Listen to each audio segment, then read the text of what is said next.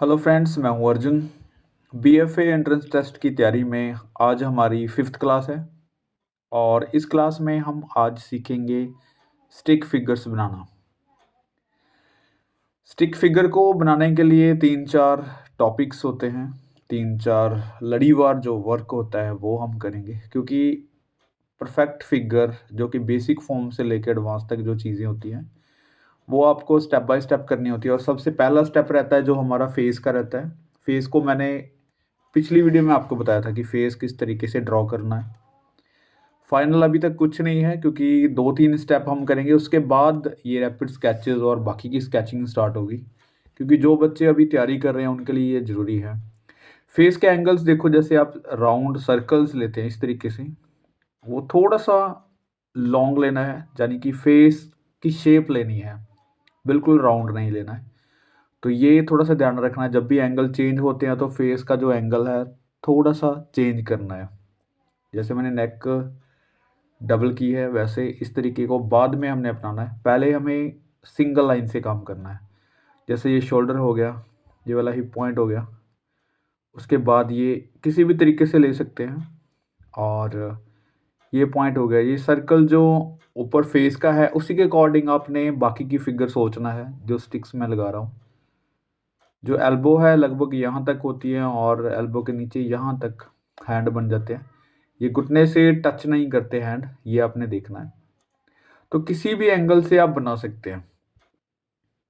मैं एक और एग्जांपल देता हूँ। जैसे ये फेस हो गया, यहाँ पे ये पॉइंट हो गया, तो इसको जब हम किसी एक्शन में लेके आएंगे तो कोई भी तरीका अपनाया जा सकता है।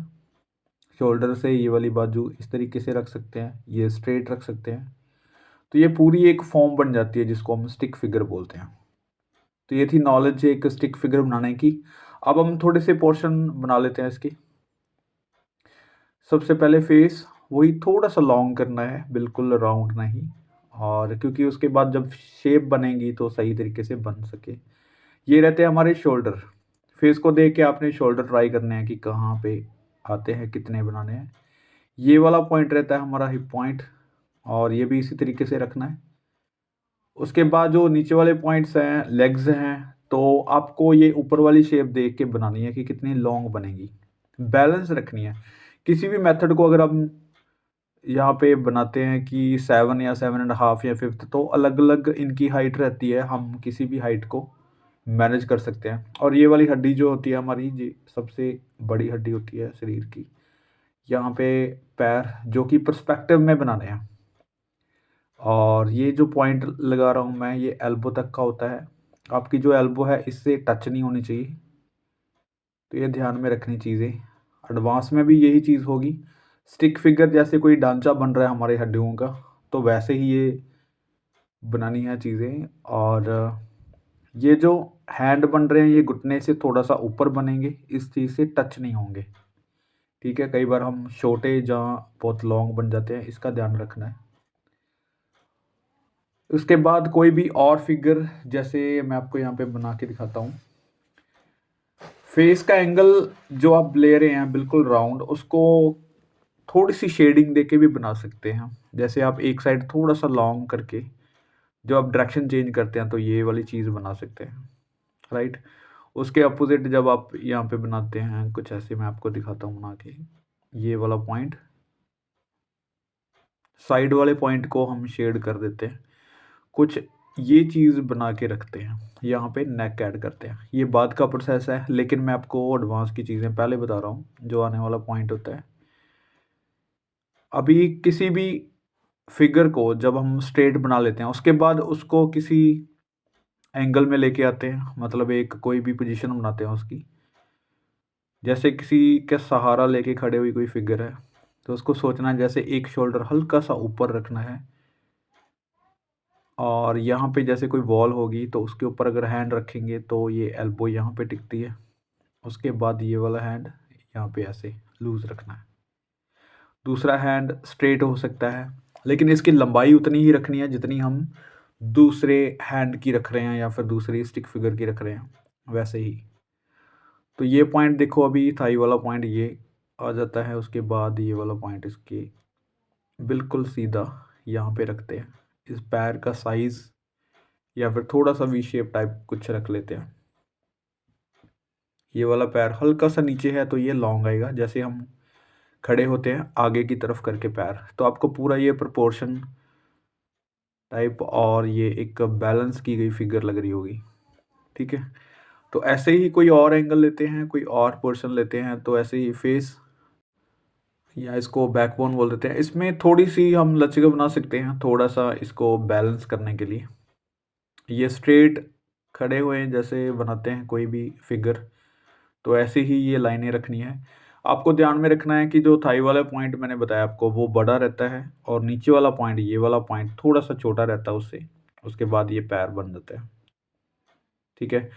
तो बाजू बनाने के लिए आप कोई भी डायरेक्शन चूज़ कर सकते हैं, कोई भी एंगल चूज़ कर सकते हैं, लेकिन उसकी लंबाई उतनी ही रहेगी, जैसे मैं बता रहा हूँ आपको। एल्बो यहाँ तक है और उसका एक्शन जो है फिगर का वो कोई भी बना सकते हैं, जैसे ये खड़े होते हैं ऐसे हैंड करके, इसका हैंड ऊपर की तरफ भी कर सकते हैं।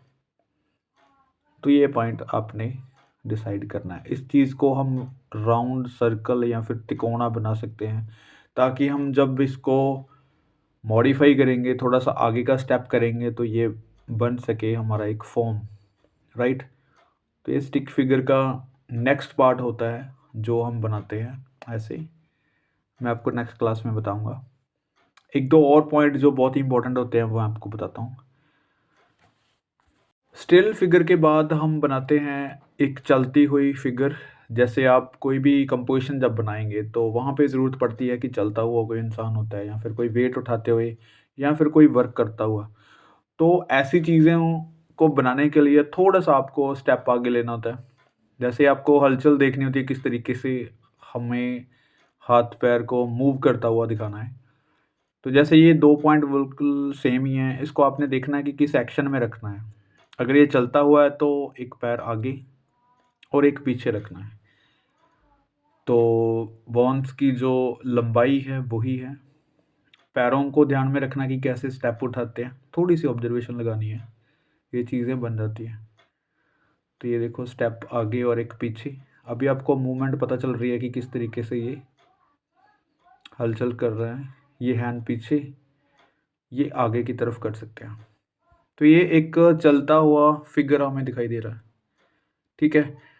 इसके साथ ही कोई भी अगर हम बनाते हैं फिगर जहाँ पे कोई वेट उठा के चलता हुआ, तो हमें किस तरीके से उसको फ़ील करना है, किस तरीके से उसकी जो ऑब्ज़र्वेशन है लगानी है कि वो सही लगे। बैकबोन है, तो इस तरीके से झुकी हुई और ये वाला पॉइंट हमारी तरफ पर्सपेक्टिव में आ जाता है। एक पैर आगे, इसको बैलेंस करता हुआ, बिल्कुल पैर नीचे बनाना है।